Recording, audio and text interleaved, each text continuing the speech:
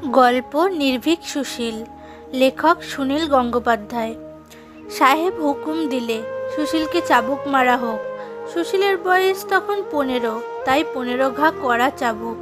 জেলখানার চত্বরে যমদূতের মতো চেহারার প্রহরী লকলকে চাবুক নিয়ে মারতে লাগলো সপাং সপাং করে। পাশে দাঁড়িয়ে একজন গুনছে, 1, 2, 3। 15 বছরের ছেলে সুশীল সোজা হয়ে দাঁড়িয়ে রইল, কোনো দয়া চাইল না, কাঁদল না। সে যে ব্যথা পাচ্ছে তাই বোঝা গেল না। তার ঠোঁটে অল্প হাসি। সে গুনগুন করে গান গাইছে, আমায় বেত মেরে তুই মা ভোলাবি, আমি কি মার সেই ছেলে। মনে হয় রূপকথার গল্প, তা কিন্তু নয়। এখনো তেমন অনেক লোক বেঁচে আছে যারা এইসব দৃশ্য নিজের চোখে দেখেছে। প্রায় 90 বছর আগেকার ঘটনা। তোমরা অনেকেই বোধহয় জানো যে একসময় ইংরেজরা ছিল আমাদের রাজা। এখন পৃথিবীতে পরাধীন দেশ প্রায় নেই, কিন্তু একসময় পৃথিবীর কয়েকটা মাত্র দেশের রাজা পৃথিবীর বেশিরভাগ দেশ শাসন করত। আমাদের দেশ দখল করেছিল ইংরেজরা, আমাদের ওপর দারুণ অত্যাচার করত, আর এদেশের সব জিনিসপত্র নিয়ে যেত নিজেদের দেশে। তারপর আস্তে আস্তে আমাদের দেশের লোকেরাও প্রতিবাদ করতে শুরু করলো। ইংরেজদের তাড়াবার জন্য শুরু হলো লড়াই। কত ভালো ভালো সাহসী ছেলে মেয়ে যে এই লড়াইতে প্রাণ দিয়েছে তার ঠিক নেই। তার জন্যই আজ আমাদের দেশ স্বাধীন হয়েছে, অথচ তাদের অনেকের কথাই আমরা আজ মনে রাখিনি।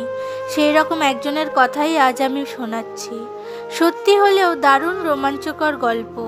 শেষ পর্যন্ত পড়লে তবে বুঝতে পারবে। ছেলেটির নাম সুশীল সেন, ন্যাশনাল কলেজের ছাত্র। সে একদিন শিয়ালদার কাছ থেকে পায়ে হেঁটে আসছে। এমন সময় দেখলো কোর্টের কাছে খুব ভিড়। কি ব্যাপার? সে থমকে দাঁড়ালো। সেই কোর্টে তখন একটা বিখ্যাত মামলা চলছে। তোমরা নিশ্চয়ই শ্রী অরবিন্দর ছবি দেখেছ। এই শ্রী অরবিন্দর নাম ছিল তখন শুধু অরবিন্দ ঘোষ, এবং তিনি ছিলেন বন্দে মাতরম বলে একটি পত্রিকার সম্পাদক। পুলিশ সেই পত্রিকার নামে মামলা এনেছে। সাক্ষী হিসেবে এনেছে আর এক বিখ্যাত নেতা বিপিন পালকে। বিপিন পাল আদালতে এসে বেঁকে বসলেন। তিনি নিজের দেশের লোকের বিরুদ্ধে কিছুতেই সাক্ষ্য দেবেন না। তাই নিয়ে হুলস্থুল কাণ্ড। সেই মামলা দেখার জন্যই ভিড় করেছে অনেক লোক। পুলিশ তখন ভিড় সরাবার জন্য লাঠি দিয়ে লোকজনকে মারতে শুরু করেছে। তখনকার ইংরেজ পুলিশ আমাদের দেশের লোকেদের তো মানুষ বলেই গণ্য করত না। দুমদাম করে যখন খুশি পেটাতো।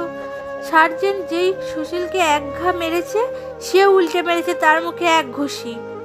সে মোটেই সহ্য করার ছেলে নয়, গায়েও খুব জোর। ঘুষি খেয়ে হকচকিয়ে গেল সার্জেন্ট। বাঙালিরা তো কখনো সাহেবের গায়ে হাত তোলার সাহস দেখায় না। সে তখন লাঠি দিয়ে আবার খুব জোরে মারল সুশীলকে। সুশীলও আবার তেড়ে এসে 1 ঘুষি চালালো। তখন অনেকগুলো পুলিশ এসে সুশীলকে ঘিরে ধরে ফেললো, নিয়ে এলো সাহেবের কাছে। হাকিম তো বাঙালির ছেলের এই আসপদ্দার কথা শুনে তিলে বেগুনে জ্বলে উঠলেন।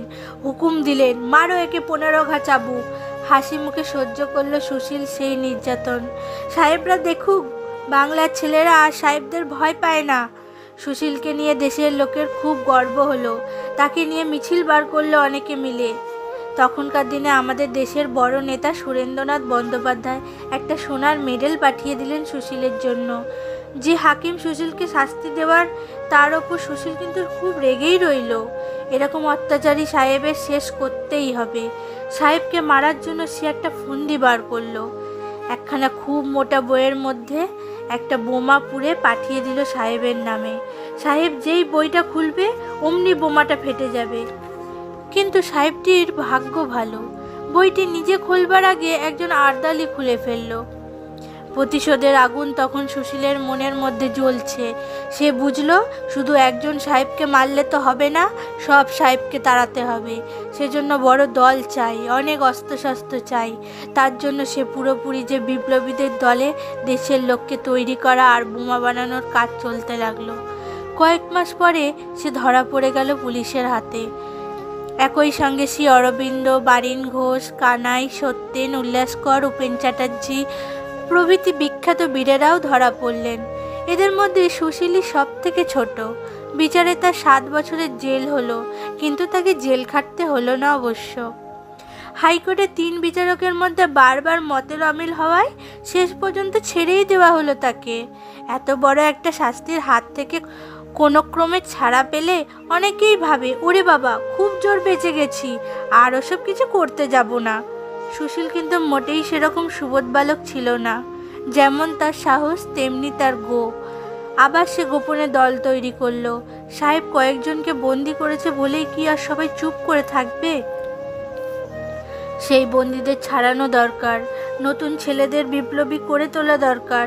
সুশীল দুটো জিনিস ঠিক করলো, এদেশের নেতা হয়ে যারা দেশের ক্ষতি করবে কিংবা বিশ্বাসঘাতকতা করবে তাদের শাস্তি দিতে হবে। আরও টাকা জোগাড় করতে হবে, গোপন দল চালাতে গেলে আরও টাকার দরকার। সে টাকা কোথা থেকে আসবে?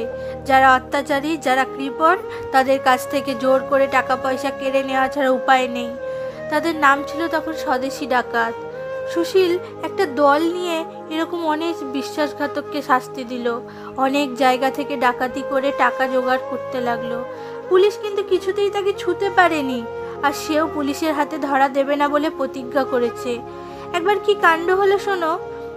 সুশীল এই সময় নদীতে নৌকোয় করে ঘুরে বেড়ায়, আর সুযোগ পেলে কৃপণ বড়লোকদের কাছ থেকে টাকা কেড়ে নিয়ে এসে গরিবদের হাতে দেয়।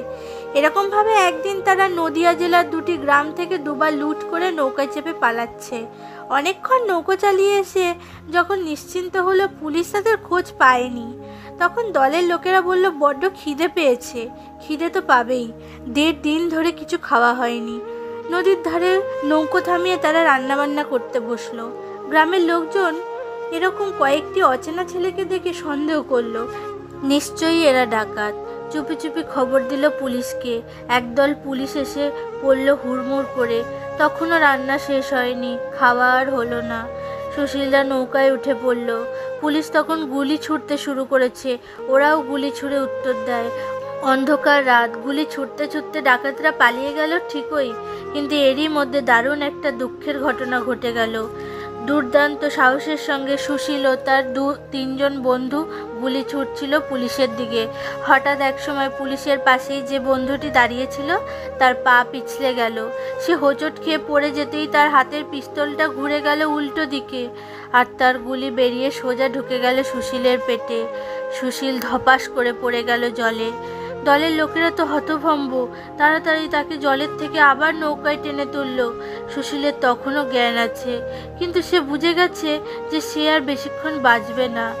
যে বন্ধুটির হাত ফসকে গুলি লেগেছিল তার পেটে, তার উপর সে একটুও রাগ করল না, বরং কি করে বন্ধুরা পুলিশের হাতে ধরা না পড়ে পালাতে পারবে সেটাই হলো তার একমাত্র চিন্তা।